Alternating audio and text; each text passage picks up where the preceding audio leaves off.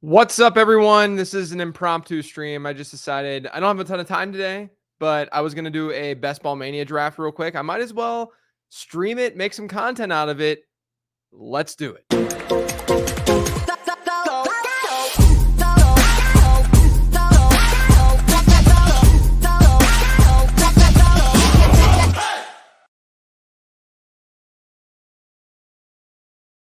This is insane. This is insane. I got the 102 again. I haven't been getting the 102 like whenever I draft alone, but then I go on a live stream and I get the 102. It's happened pretty frequently, but I guess we're getting Christian McCaffrey to kick things off in the 102 spot. Hope everyone's doing all right. Happy Friday. I've got a full weekend. I got friends coming into town today. Like I said, wasn't going to be able to do anything this afternoon, so I figured, you know what? I'm going to start streaming in the morning because I got to get these Best Ball Mania drafts in. This is like number 122, I want to say. I want to get them in. I want to do them all live. I don't want to be in slow draft hell later in the month. So, let's roll. Let's rock and roll. Feeling a hero RB build here, 100% a hero RB build. Eric, what's going on? Joel, that's what you just said. Good to see you.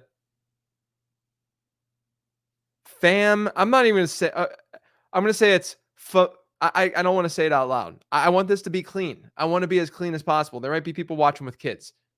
You can listen to Living the Stream for the cursing. But good morning, Mr. Scampers. It's early morning in the Pacific Standard Time. Yes, it is. Danny, what's going on?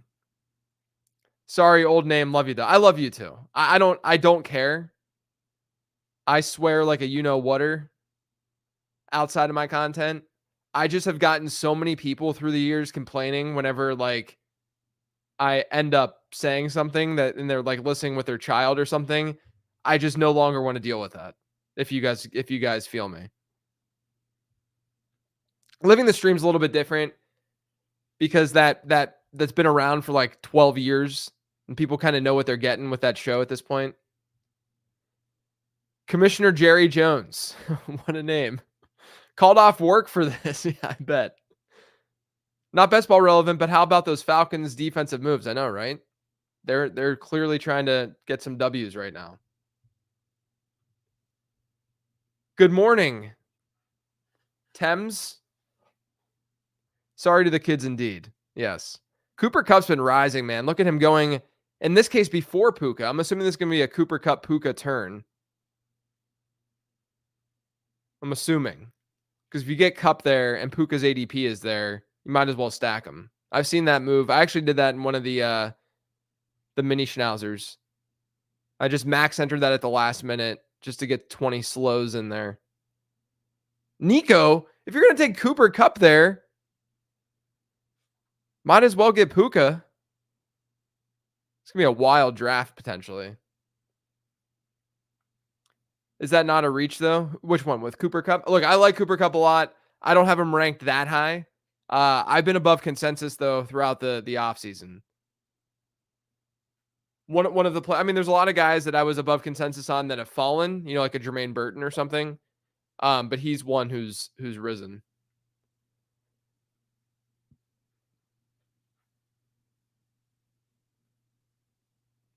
Make sure you guys are subscribing to the channel, smashing that like. That's what YouTubers say, right? Smash the like. Smash the like, comment on the video after this is done, all that good stuff. Trying to grow this thing a little bit.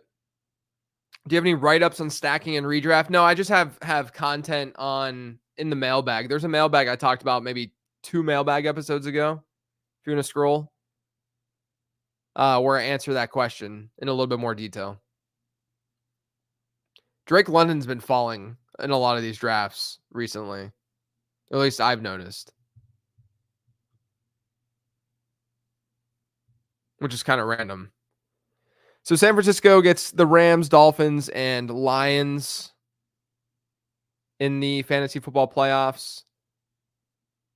Part of me really enjoys, like, if I can get an Achane with this next pick, I might go to running back. I might go to running back here. It's a running back heavy draft so far. because of Kyron going there. I might get Achane here and then just pound some wide receivers. Makes it fun too. You also get the week 16 correlation with Miami. Olave was definitely someone I could have easily gone with. Because I like Olave and he fell a little bit in this draft. But Achane and CMC is a fun little start. So is Ayuk gonna stay? Should we make that bet? Or do we go Devontae Smith? Kind of want to go Devontae Smith and see if Jalen Hurts falls and see if we can get a value there. I also wanted to just do a CMC Achane draft just to get some different type of content out there for you guys. Have you felt any best ball draft fatigue lately? Feels like once I get to the Corley estimate region of a draft, I am tapped out and don't care anymore. I get fatigue in slow drafts, admittedly. Like, that's why I try to do the fast drafts with BBM because I'm really focused and I like to extract value and I like the team building element and stuff. But once I'm in like the 13th round or so in a slow draft, I definitely lose interest. It's just not as like, especially if I don't like the team that I'm building. At least if you like have a crappy team, like this has a chance to be a rough team just because I went running back. But if you end up, if you don't like your team in a fast draft, you can at least you're done with it quickly, right? It's like, all right, this one's not going to work out. I'm going to be done in 5 minutes anyway. Not the end of the world. These two running backs, though, this is going to be a 4 running back build more than likely. Hodge, what's going on, buddy? Have you been pushing up anyone near that 1-2 turn with it being so flat? Yeah, I mean, I haven't done the cup thing very often. I think that the consistent one that I've done is Jalen Waddle because I think that he's just been undervalued all offseason, where his peripherals really weren't any worse last year than what we've seen from him throughout his career. They're actually better, his per route run numbers. And then he has a contingent upside if Tyreek goes down, which I feel like is not totally being baked into his price. I think he went at a decent spot here in this draft, but you can get him. I mean, oftentimes, I have plenty of CMC Jalen Waddle teams. If CMC falls, or even like, Waddle in this top 3 range. He's probably the one guy that I've pushed the most. I'm pretty strict with ADP though, and going off of ADP early on in drafts. That I think is playing a role in why my exposure is as flat as it is. But this is my first year of doing like a lot of volume draft wise. And max entering BBM. And so I'm fine with playing it a little bit safe. And then kind of next year learning from it and going from there. I've been smashing Waddle in all my ESPN mocks because his ADP is like 40. Yeah, it's crazy, man. Waddle to me is one of the easiest draft picks this year. Any reason for the auction value reduction at the top of your rankings this week? Yeah, you're referring to that top tier, like the big 3, CMC, CeeDee Lamb, and Tyreek Hill. Part of it is because they're now all in the same tier within those rankings. But part of it also is because there's just more ambiguity with each of those guys, aside from Tyreek, I guess. But Tyreek was always my 3 of those 3. So I actually manually lowered it because of the ambiguity with Christian McCaffrey's injury. You have the hold in situation with CeeDee Lamb. Not that I think that's going to really matter at the end of the day, but I think there was just too big of a gap because it's all the auction values that I produced are all algorithmic based and all mathematically, formulaic. And so, it's newer. I'm still kind of feeling it out a little bit. And I just think that tier was just a little bit too high, at the start of me publishing those. That's what it comes down to. There's a little bit more ambiguity with those guys too. How many Ayuk Debo stacks do you have? I don't know off the top of my head. But I haven't done it. I don't know if I have many at all. I haven't done it because I never did the 1-2 turn thing with them. Might be dumb. Do you still consider stacking Tyreek with your first pick and then Waddle in the 3rd in a redraft? I think that's okay enough. Yeah. I think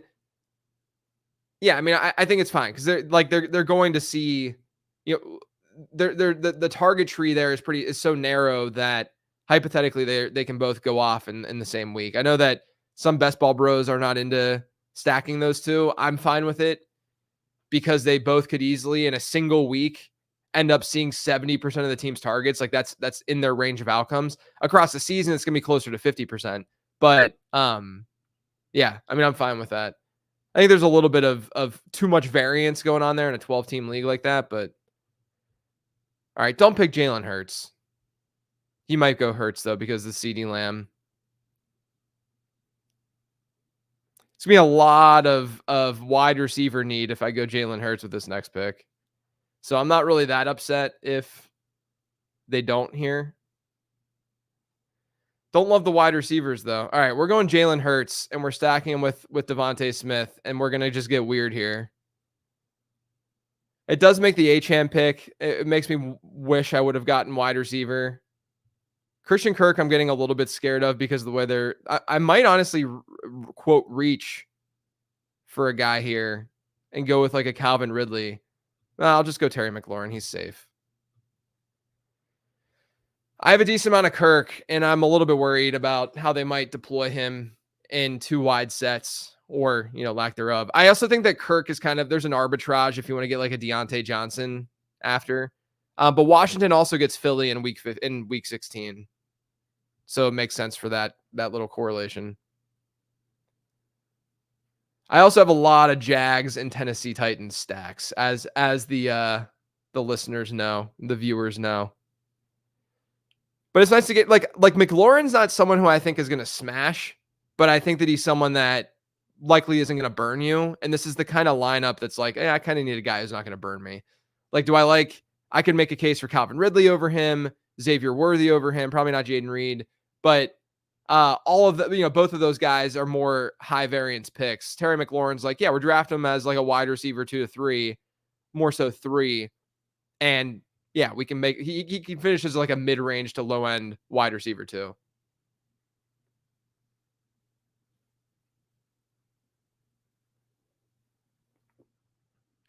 McLaurin's not the type of guy though that I would get that I get very often in like a managed season long league.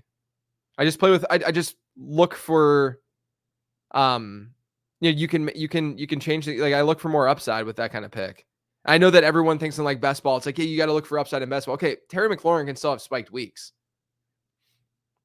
I'm just speaking to the idea that, from a predictability standpoint, he's not necessarily going to be some like true league winner. He's just fine. All right, let's go back to this. Loving Ridley / Johnson in this part of the draft. What Johnson are we talking about? I could just be blanking. I am just blanking, I'm sure. Johnson is just I really like McLaurin to beat his ADP this year with Bieniemy gone. The target should be a lot more less concentrated. Yeah, I mean, like I don't necessarily. Oh, Deontay Johnson. Okay, all right. My gosh, I never hear Deontay as referred to as Johnson. It's always Deontay. Sorry, just a brain fart. What do you think about Dotson this year if he's in the slot? I think it's a better move for him probably. My fear though in general, like I think Cliff Kingsbury is going to run a lot of plays. I think that's naturally going to raise the amount of passing volume they see in that offense. This is a running back heavy draft, which is very good for me. I mean, this team over here has 4 running backs, which we will take. We need that. I think Kingsbury's going to run at a decent pace and we'll see a decent amount of passing volume despite the rushing component for Jaden Daniels. But, it's still a rookie quarterback. They're still probably not going to even be top half in the league in pass attempts because Daniels himself will have 80 plus rush attempts if he's healthy. So I do worry a little bit about what the volume is going to look like in the offense. And let's be honest, Dotson hasn't really been that good so far in the NFL. Devontae Smith has the biggest disparity between ADP and Vegas prop odds this year, liking him a lot. I love Devontae Smith. He's been someone that he's someone in my draft guide as a target. I've gotten a lot of him here, of course, too. There's contingent upside as well. So yeah, he's a strong pick. I will say though, like, the prop stuff. I know that you guys will want to go and look at like the lines and stuff like that, but you can find just as good of information if you want to look at like I don't publish my projections because I'm not on top of them the way that some others are, and I just don't want to deal with like the backlash of people getting angry at me for that stuff, for that thing. Be nice to get Deontay here. But yeah, I mean, if you want to look at someone who really, really takes a lot of time with their projections, one of the best in the game, if not the best, is Mike Clay. And you can find them for free. They're out there. Just search Mike Clay projections 2024. It's always a good, just like litmus for me at least, slash, it's just a good reference if I'm trying to like make sure that I'm thinking about something properly. Man, Deontay Johnson falling here is beautiful. That is what we needed for this roster. Now we just get another wide receiver, and we can be a little bit looser with how we're thinking about things. I could go Brian Thomas, who I like a lot. I might go that direction.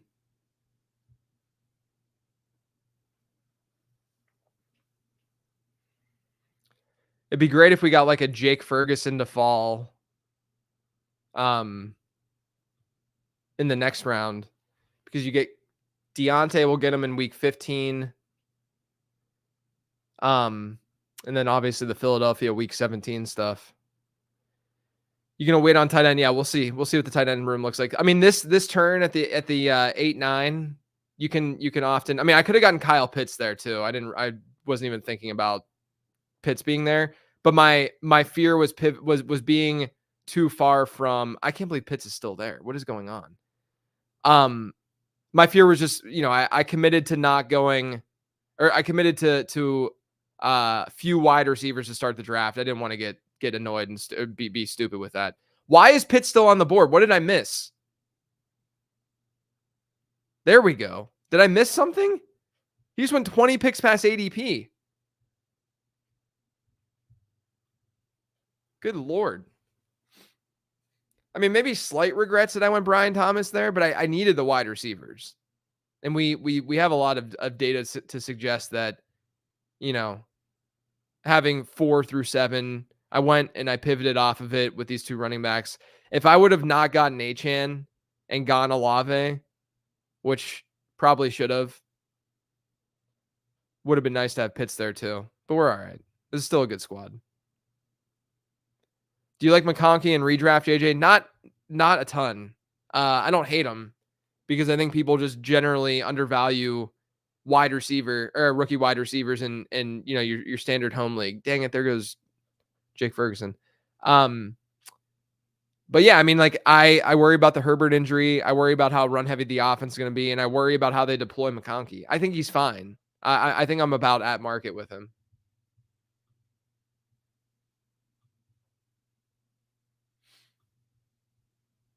Have you ever drafted where you intentionally fade yourself? Heard another analyst joke about if that wins BBM, he'd be terrified to make the podcast rounds. Fade myself as in just like pick guys that I don't typically pick. What do you think is Brian Thomas's range of outcomes in regards to target share this season? 15 to 23%. 17 to 20, maybe 17 to 23.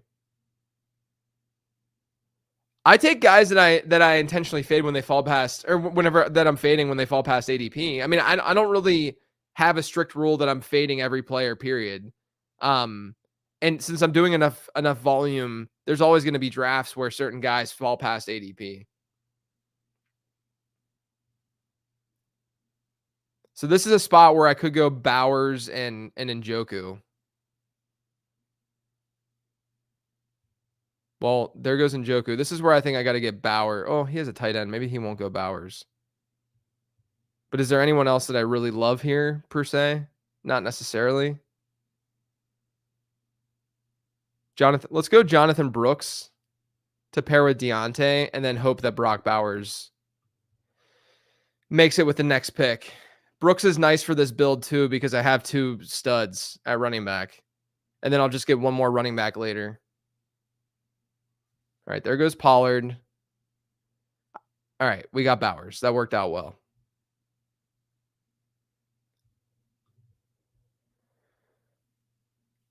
So we got Brooks with Deontay.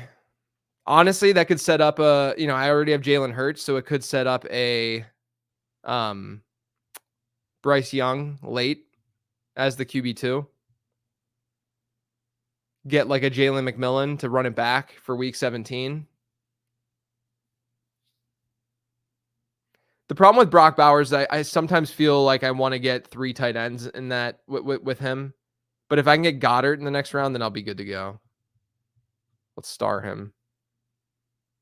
I doubt he'll fall, but we'll see if he does.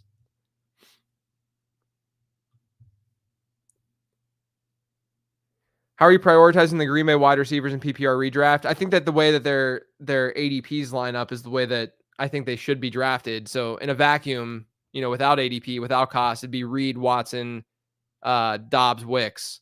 But I think the best value is Wicks. So Wicks is the guy that I'd be, quote, prioritizing as kind of the late round dart throw. They're better in best ball players. I mean, I know it's a lame kind of out and answer for that, but I think that Green Bay is a team that's just going to be better in best ball. Have you considered talking about players way lower than you think they should in home leagues? Waddle at 40, Rice at 40 at 80, Brian Thomas Jr. at 115 seems egregious to me coming from UD drafts already. Yeah, look, I have an entire draft guide where I talk about that kind of stuff. So I haven't just considered it. I haven't talked about the specific platform per se because I just want to, like if you see it, like you can look at my rankings and see, oh wow, JJ has Brian Thomas as wide receiver 39 and he's wide receiver 60 on ESPN. Then clearly that means that he would be a value. Kind of excited for Dave Canales in Carolina to turn things around offensively. He's revived Geno and Baker the last 2 years, so hopefully he can help Bryce Young reach his ceiling. Yeah, I mean, that's a hope for sure.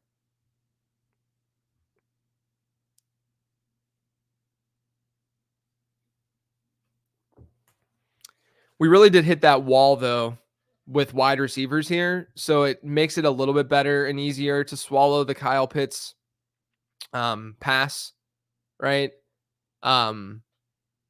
Because if we would have gotten Pitts, I wouldn't have been getting Bowers more than likely. Maybe I would have forced it, but I really like this turn and how that worked out. So it's not as bad. Yeah, some of the ESPN and Yahoo values are pretty wild. I think a lot of that has to do with the fact that like it's built on projections. I'm assuming some of it is, and a guy like Brian Thomas, a lot of the rookies aren't going to necessarily project as well, even though they should. And then there's just variance to them. Like some of them are going to tank, some of them are going to be really good values. Usually, they're better values than the alternatives you get in their area of the draft.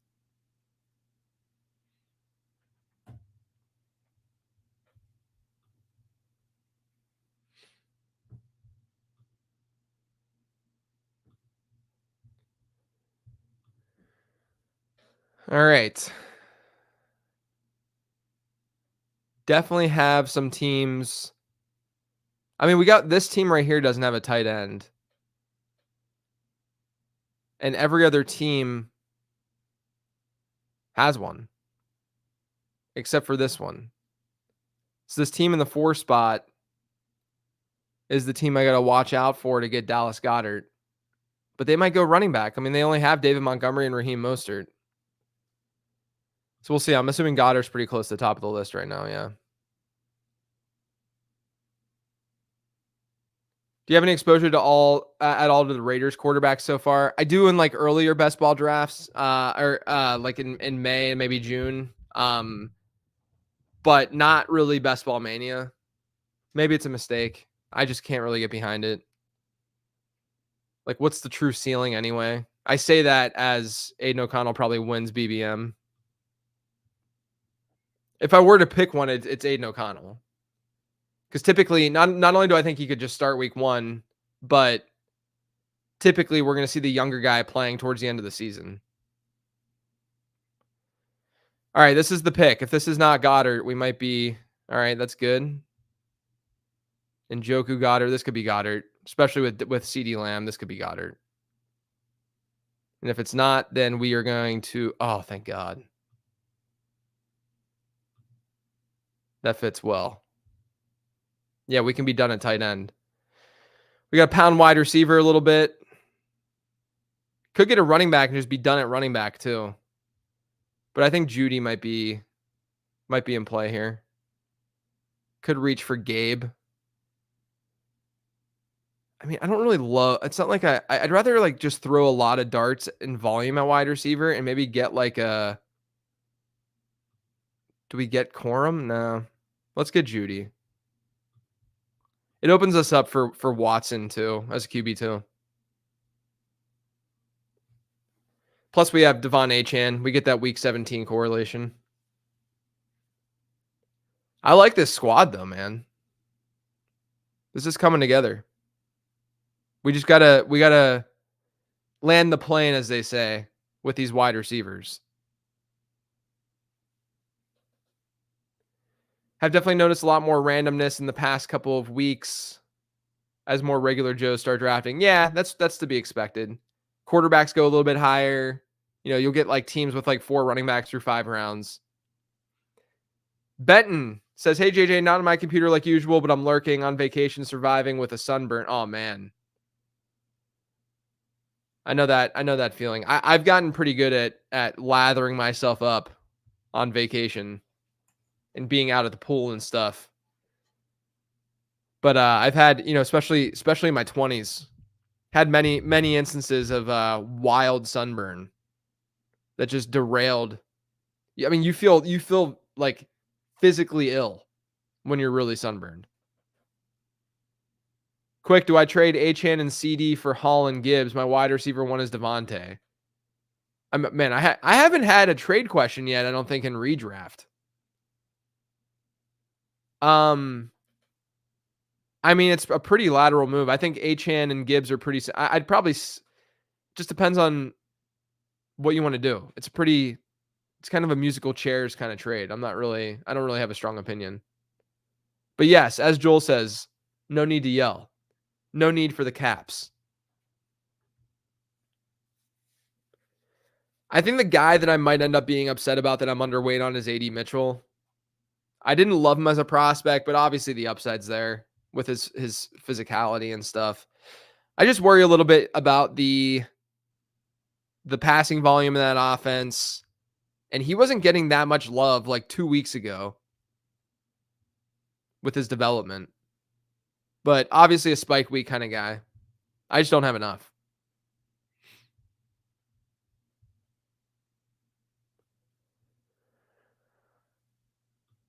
You got to get one more running back. I kind of wanted to get like a Jaleel McLaughlin on this squad or like a Ty Chandler and just be done.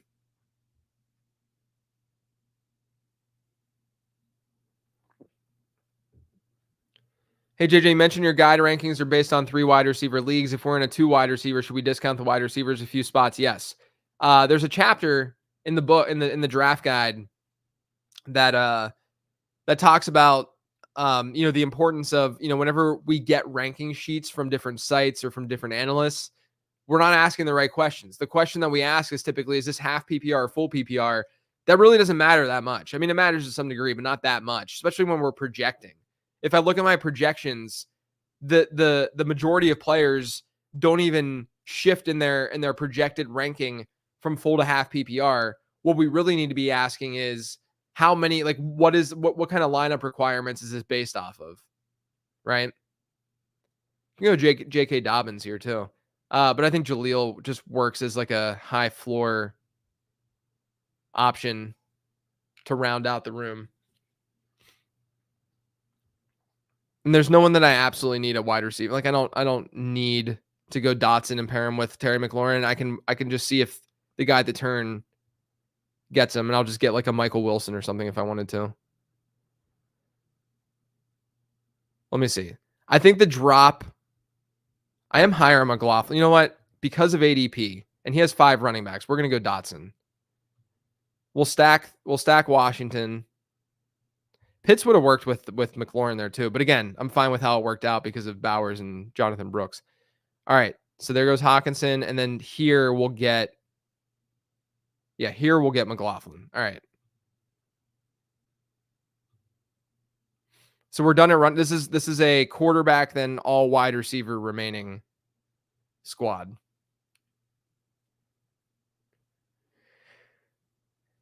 But yeah, you should be asking with these rankings. You should be asking, is this for 2 wide receivers, 3 wide receivers, 4 wide? Like, what is the format? No one asked that. If you're just looking at positional rankings, that's totally different. If you're looking at overall rankings, is what I'm referring to. But yeah, people hit me up and they're like, my draft is going so much more running back heavy than what your rankings say. And it's like, yeah, my rankings have like in the front half of the draft, my running back rankings are pretty similar in terms of overall as what you'll see in your draft. But I'm not gonna have you reach for Ramondre Stevenson and Zamir White just because the rest of your draft is. That's not how you should. That's not how you win fantasy football. You don't consistently draft running backs out of the dead zone just because other players in your league are going that high. That's exactly what I speak about to not do in the draft guide, is understanding these pockets of who hits and who doesn't hit and where they hit, all that kind of stuff. Like it's really, really important. Did I not see Steichen talking about Pittman and Alec Pierce being the two lead wide receivers with Downs, Mitchell competing for number 3, maybe misremembering.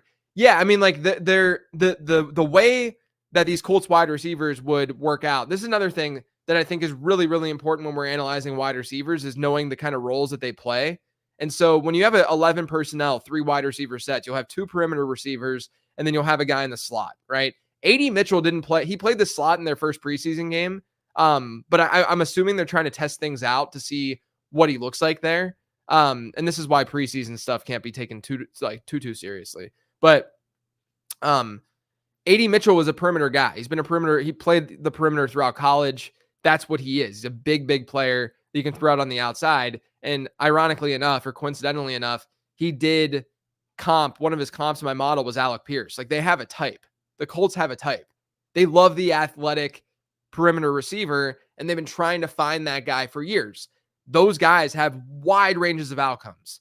Sometimes they hit like DK Metcalf, and sometimes they don't, and they're unable to, like Chris Conley or even like a Chase Claypool. But I think the Claypool stuff is more between the ears. And so with the Colts, Josh Downs is a slot guy. He played like 81% of his snaps from the slot last year. He was a slot guy in college. He's a little undersized. He is a slot player, right? He comps a little bit to like a Tyler Lockett. Like, that's where his career could go, but he is a slot player. He's hurt now. Josh Downs is hurt.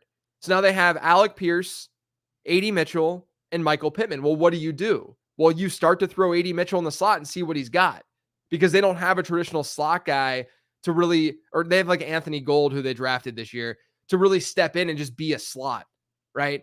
That's the issue that the Colts are running into right now because of that Josh Downs injury, and why the Downs injury is not something that we can just brush aside and be like, oh, next guy up, no big deal. It's kind of a big deal because Alec Pierce and AD Mitchell are both perimeter wide receivers.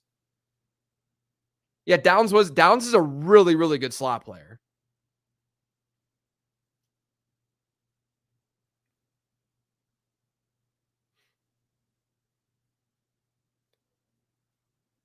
I think Downs played a little inside out in college. I'm talking about how he profiled.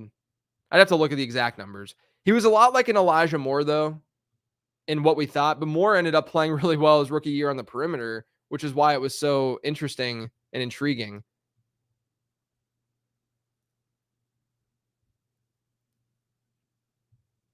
I do want to start highlighting Bryce Young. We can push it, but I don't really think we can probably get him in the next round. We'll go Jalen McMillan here. It's good for the Carolina stuff. I might reach for Bryce Young in the 15th because I don't really care. I don't think there's a difference between a 15th and 16th round pick. And I'm really not extracting that much value. People might hate this, but like, drafts get wild in these final rounds. And I need to make sure I have this correlation and that we're good to go. So now we can just pound wide receiver. Honestly, this can be a 10 wide out build. Which I actually really I like this team. Usually whenever you have to go 10 wide receiver, or usually when you go 10 wide receiver, you don't feel very good about wide receiver, but like I don't mind Devontae Smith, Terry McLaurin, Deontay Johnson, and Brian Thomas.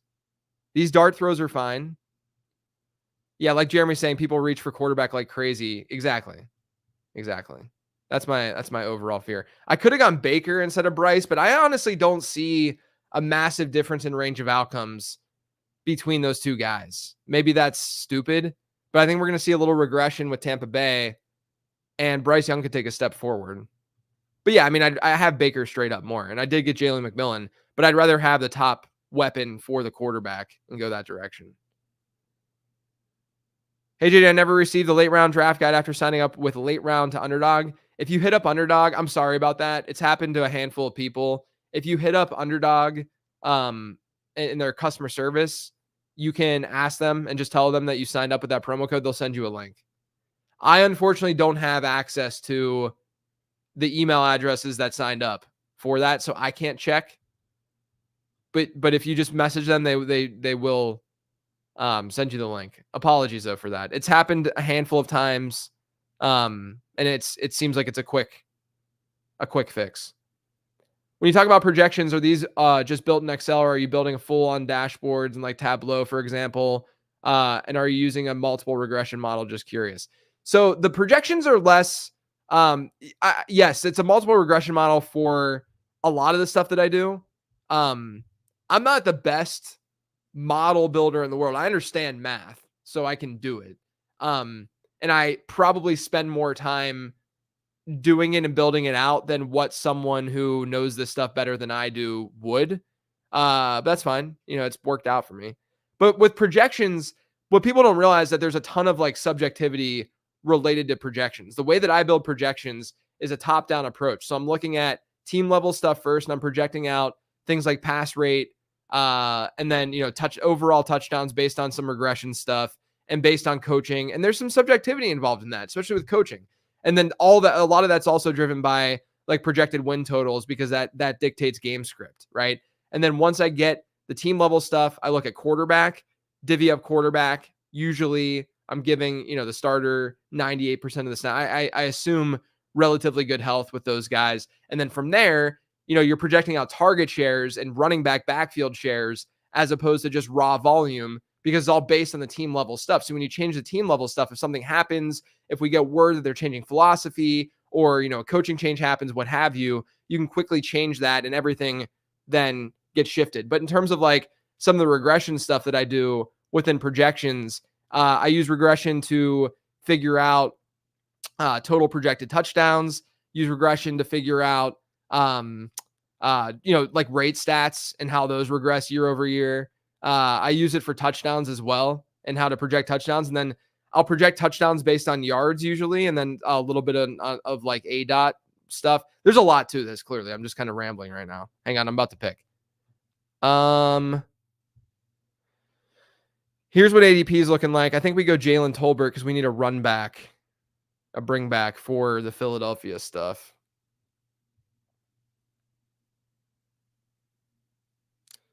But yeah, there's a bunch of mini pieces of regression within the projections I do, but there's more subjectivity in in projection building, because you're subjectively saying this is what this guy's target share is going to be, et cetera, et cetera. All right, we can get weird. I mean, I think Malik is a good final round pick. I'm still okay with, let's go Burton. I still like getting Burton. But let's go Burton because we have Jaleel.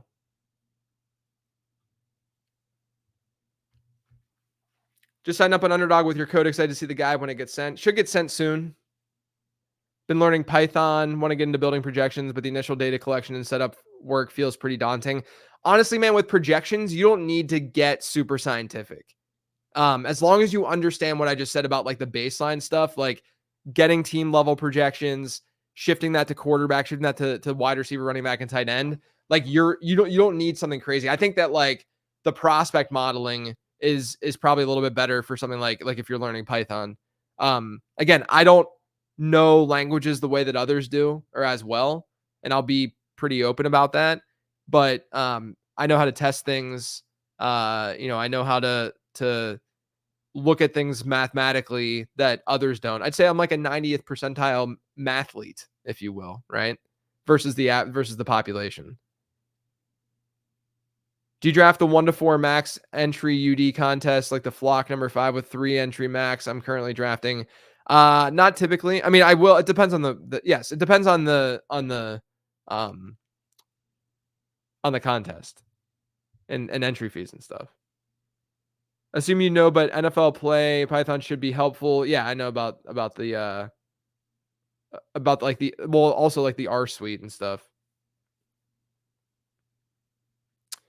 I always love the draft guide because it organizes so many of the takeaways from the pod that I sometimes forget. Yeah. I mean, that's kind of what it's all about. It's also like, I think the biggest thing for me is kind of like thinking about how to evolve it year over year without you guys like feeling like it's the same thing over and over again.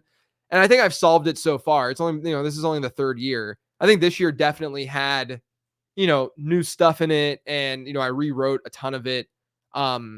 And then I have some ideas of what I can do like next year and so on, and some things I want to research and all that kind of stuff. But yeah, I mean, like I want it to just be sort of like your go-to refresher, and then you get into the players to target, avoid, all that kind of stuff for this specific season. I think next year though, I'm gonna be doing more of like a layout of this is what your plan should be type stuff, as opposed to like, all that stuff is already researched about breakouts and whatnot. I want to add to it, maybe add a chapter of like your actual plan and like laying it out more. Which I think I have that layout, but I have it more of like you could do this, or you could do this, or you could do this, like throughout each positional chapter. But I want to bring it together a little bit better. Obviously, without revealing the secret sauce, if you ever did an article on building I did a podcast episode on building projections and the process of it with both Mike Clay and Rich Rebar over the years. You can Google that with the Late Round Podcast. All right, we're going to find a wide receiver to draft here in the last round. I like the Malik Washington idea. We have a lot of rookies here, which is fine with a 10 wide receiver build. I don't mind the squad. What do you guys think of this squad? Yeah, there you go. Kevin Cole and Leone. Those are 2 very good people to talk about projections with. There goes Malik. All right. Who am I going to take? I don't want to get a 3rd Washington. I've just been getting Javon Baker in so many drafts. He's kind of a go-to for me. No, we're getting Johnny Wilson. We have Hurts. Eric really likes it. Yeah, I mean, I like for how this went, I'll go back to the draft real quick. I haven't named my drafts recently. For how this thing started, you go RB, and then you get the Devontae, Jalen Hurts stack. You get Terry McLaurin. I think a lot of people will say, and then Deontay falls in the 6th. I think a lot of people say you should have taken Pitts right here. Understand that. Totally cool with that. To get Pitts over Brian Thomas. But I think in hindsight, looking at how Jonathan Brooks and Brock Bowers were here for me, and then I got Dallas Goedert too, I think it's okay the way that it ended up. Process-wise, in the moment, probably should have just gotten Pitts, but I was so fixated at wide receiver at the time. And then getting Judy and Dotson, McMillan, Tolbert, Jermaine Burton, and Johnny Wilson, that's fine as late round wide receivers. Jaleel McLaughlin as the 4 to round out the running back room, and then Bryce Young with the stack with Deontay and Jonathan Brooks. And we get the Jalen McMillan bring back. I kind of like this squad for a 10 wide receiver squad. Yeah, like you said, needed the upside play of Brian Thomas Jr. instead of going tight end. Yeah, I'm cool with that. I got to get going though, guys. I got a weekend. Like I said, I got some friends coming to town. Got to get prepped for that. Got to get a little workout in before all that happens. But I appreciate you all for stopping by, tuning in a little bit. That was a fun draft. That was a different one than, going running back is not the most common thing in the world for me to do, or for most BBM drafters to do. But hopefully you guys learned something. Hopefully you enjoyed it. Hopefully you enjoyed the discussion about projections and all that kind of stuff. I'll gladly talk about those kinds of things on these streams, whenever. I appreciate it though, everyone. Enjoy your weekend. Stay safe. Have a good time. Crush your drafts. I'll talk to you next week.